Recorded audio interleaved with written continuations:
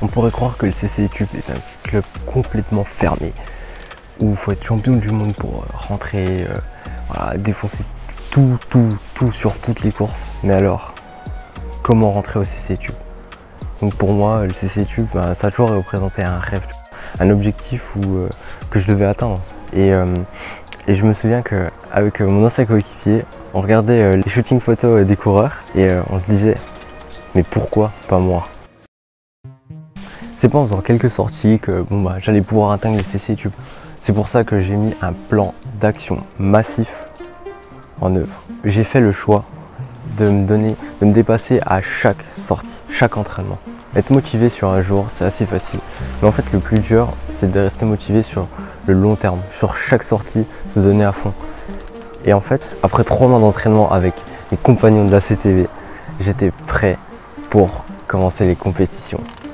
Et là, j'ai eu le déclic. Les premières courses étaient tellement dures que j'arrivais même pas à faire un tour dans le peloton. Donc c'est pour vous dire à quel point je pars de loin. J'en étais même presque à douter, si j'étais assez fort, si vraiment le vélo c'était fait pour moi. Est-ce que je suis pas assez puissant? Est-ce que je suis trop léger? Des trucs comme ça. Mais la question la plus importante que je me suis posée, c'est comment je peux régler ce problème? J'ai eu cette réponse. Entraîne-toi dur et attends un peu. Et ça a été ma philosophie durant ces 3 dernières années. L'année d'après, j'ai fait champion de Bourgogne-Franche-Comté, champion de Franche-Comté, champion Alsace-Franche-Comté, de contre-la-montre, champion DNA. Bref, une année folle quoi. Tout allait si vite. Je me suis retrouvé dernier des courses à premier et j'adorais ça. C'était devenu ma drogue, je ne pensais qu'à ça. Mais avec toutes ces victoires, il me manquait encore quelque chose pour intégrer le CCI Tube. Après un bon début de saison, il me manquait encore un petit quelque chose pour réussir à jouer la gagne. Mais le 15 août 2019, c'est ce jour-là où j'ai eu le déclic qui a fait que je suis rentré au CCI Tube. Cette course, c'était mon objectif de l'année, sur mon col préféré, avec une météo idéale pour moi. Bref, une course parfaite. Après un départ assez rapide, on se retrouve au pied du col. Je me sentais vraiment bien, j'avais aucune fatigue sur le plat. Mais c'était là que les choses sérieuses allaient commencer. Arrivé au pied du ballon, j'étais tellement concentré sur la course que je peux à aucun moment vous dire quand est-ce qu'il a commencé à pleuvoir. Ni quel vélo mes adversaires avaient, ni même qui c'était.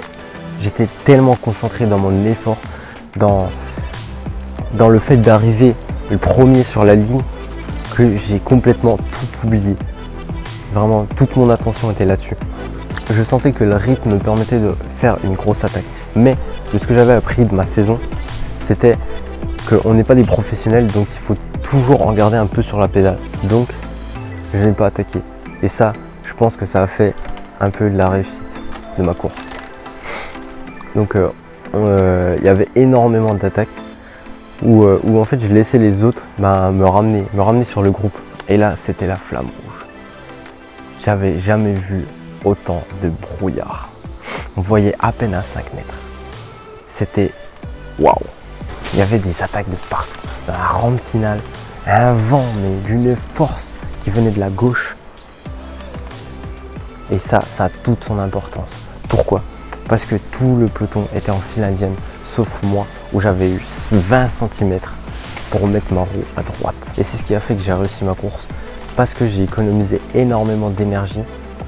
Et durant les attaques, j'ai pu remettre une dent et partir. Fendre le brouillard du ballon d'Alsace, le 15 août 2019. C'était ma première victoire en junior. Les défauts que je me trouvais quand j'étais petit, en fait c'était devenu mes atouts. Et en fait c'est ça, c'est que dans la vie, soit on fait d'une chose, soit nos qualités, soit nos forces. Soit on voit le mauvais côté des choses, soit on voit le bon côté des choses. Si vous êtes excellent dans un domaine, juste entraînez-vous pour devenir le meilleur. Parce que c'est sûr que sur vos points faibles, vous n'allez pas devenir le meilleur. Le petit message que je voulais passer, c'est croyez en vos rêves, travaillez dur dessus. Et je pense que vous serez surpris.